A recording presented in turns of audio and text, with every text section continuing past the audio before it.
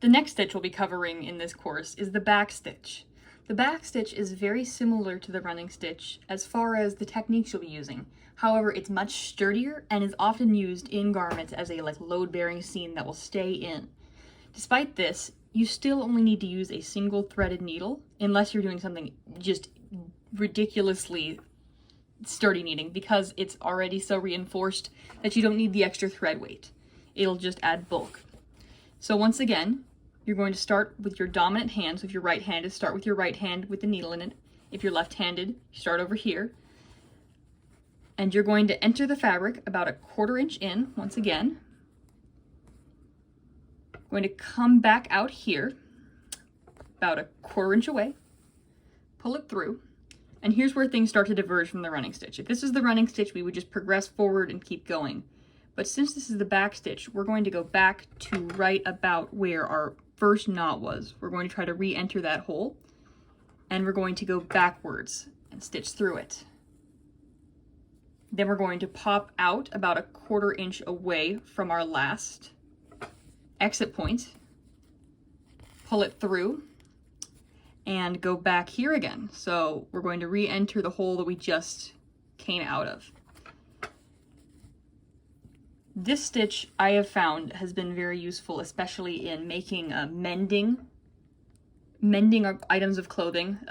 Recently I had to alter a pocket and make it shorter for a show so that props wouldn't disappear down into the pocket abyss.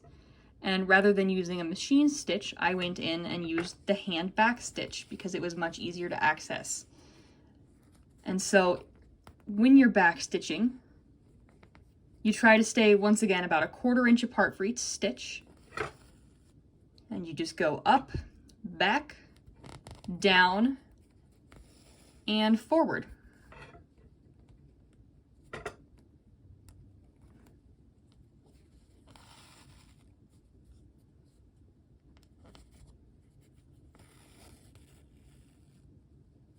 The back stitch can be a little bit more difficult to understand than the running stitch, and if you've got any questions, please don't hesitate to ask me in class or send me an email.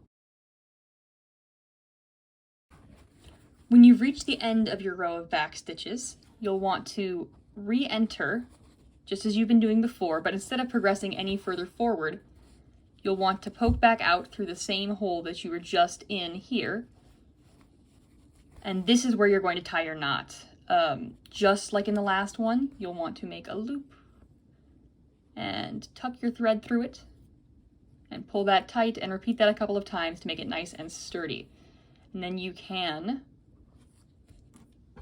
trim this off,